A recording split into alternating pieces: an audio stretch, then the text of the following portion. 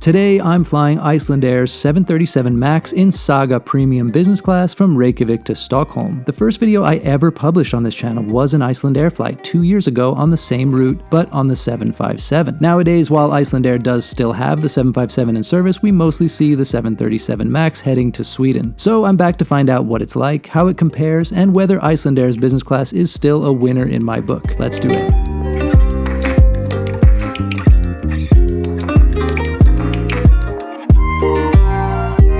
And welcome to Keflavik, where it's dark because, well, it's January, so the daylight is scarce up here. It's also kinda early, to be fair. Should I assume this is the president's ride? With that license plate, it seems like it must be, no? Any Icelandic people out there, please let me know.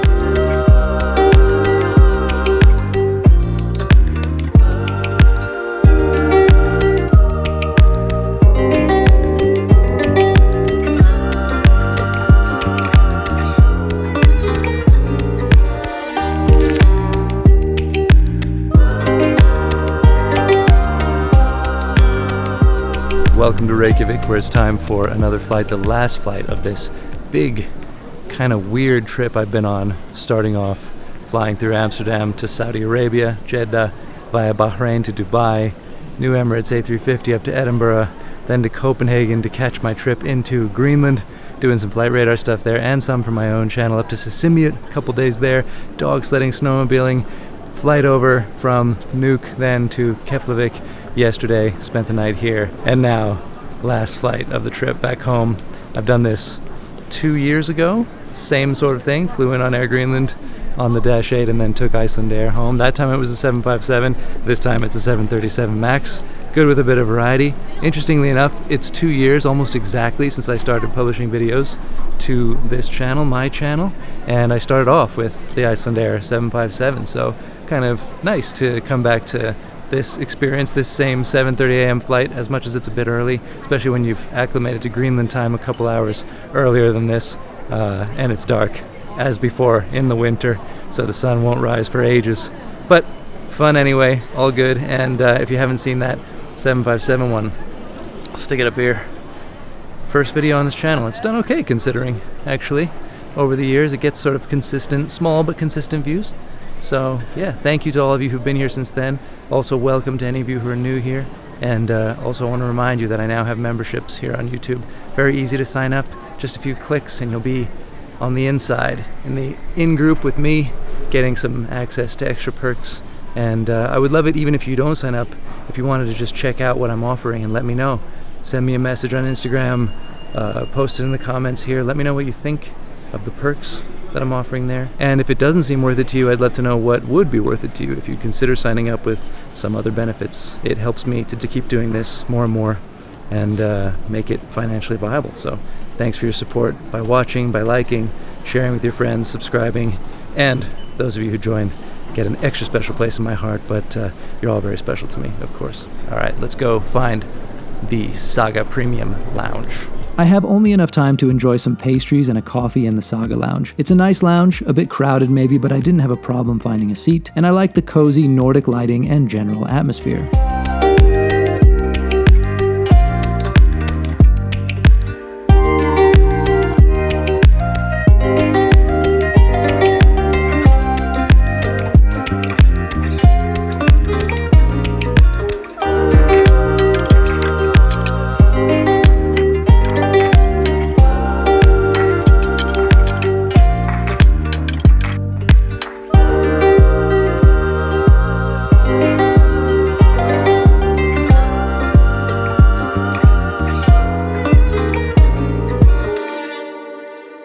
And now it's a bus gate to get to the aircraft.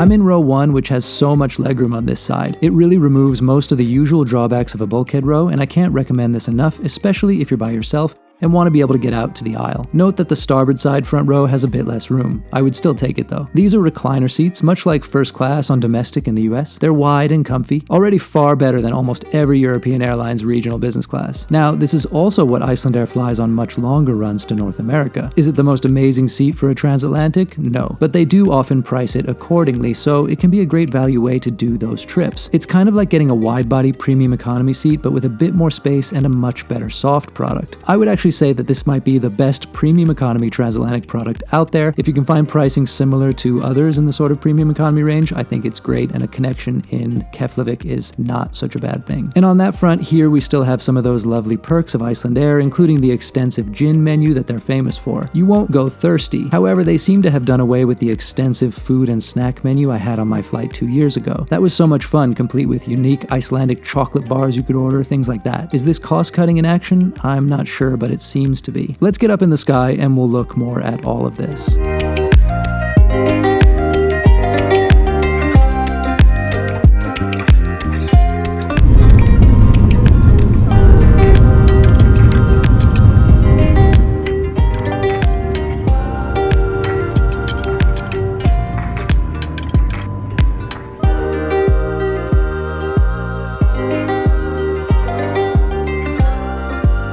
The entertainment screen is controlled by a little button you have to move your finger around, a bit like an even less precise IBM ThinkPad button. If you know what I'm talking about, those little red ones. It might date me that I'm referencing those. Anyway, it's a huge pain to use. Selecting things was like trying to solve a hand-eye coordination challenge every single time. Seemed like the selection of entertainment was okay, but I wasn't trying to watch anything this morning. This is about a 2.5-hour flight, so I was happy enough just to watch the sunrise and try out the food.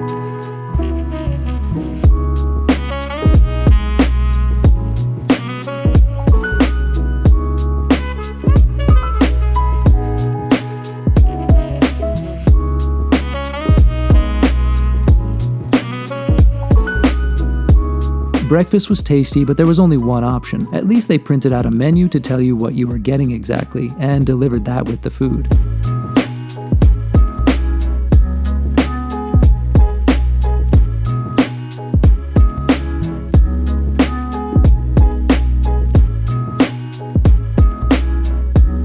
And some coffee and little chocolate to finish off.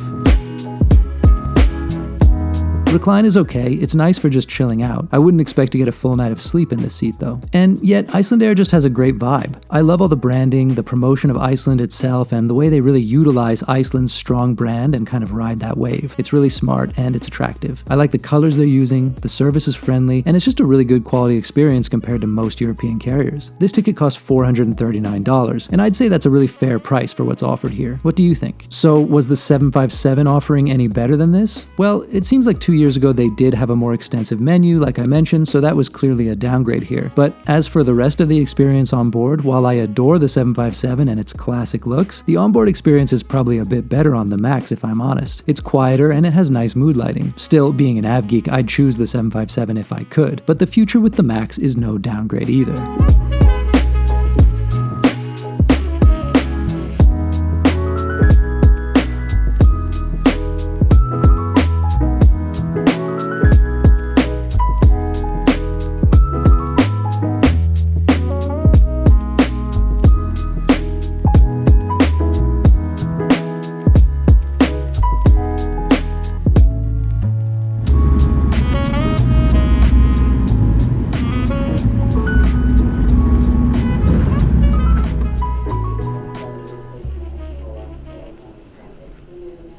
A very nice flight with Icelandair overall, much as I expected. I've had great experiences with them in the past, 2 years on from my last flight with them, which was on the 757. On the topic of the aircraft, the 737 MAX, it's so interesting how it really divides people. I did a poll on my Instagram. By the way, if you're following me on Instagram, you've been sort of privy to what I'm going to say now in real time. So make sure to go do that. There's a link down below. I did a poll about whether people love or hate the 737 MAX, and it's really 50-50. And for me, like I said in my Instagram stories today, I prefer the A320neo overall, but I think the 737 MAX is a nice ride. It's smooth, it's quiet, it's comfortable for the most part, and I think it's safe. Really, the worst thing about the MAX is those tiny sinks in the lavatories, but Obviously the 757, more of a fun thing, more of a nostalgic, old school, powerful aircraft, but the Max, really quieter. It was a very smooth flight. I can't complain. And Icelandair overall, whatever the service they're offering, I mean, it's such a superior way compared to most European airlines to fly around this region for a 3-hour flight within Europe, albeit from the extreme edges of it out in the mid-Atlantic. It is so good with the real business class seats, even if they're kind of regional / domestic configuration. Compare that to all of the European majors, basically, and they've got them beat. But obviously the soft product even is quite good, if slightly diminished from what I could see compared to 2 years ago. I'll still happily take that on a 3-hour flight. It was excellent, and I got to try Icelandair, the connection through Reykjavik, I think, at some point, to do a longer haul trip to the West Coast US or something, just to really check it out and maybe catch their 767 before they retire it. So thank you for coming along, and as always, I love it if you like, comment, subscribe, and consider my new memberships. Take a look around. No harm in seeing the options. And we're in a very foggy Stockholm, but it feels a lot less cold compared to where I've been in Greenland. So thanks for coming along this whole trip. You've been following on both channels on my social media. It's really nice to have you following and communicating, interacting. I love to speak with you. I love to hear your thoughts. And you also kind of help keep me company on these trips when I'm solo for quite a while. It can get a little bit lonely, and I draw a lot of good feeling, good vibes, and comfort from all of you who are there in my Instagram DMs talking to me. I appreciate the support and the good vibes. So, see you next time. I'm Gabe Lee.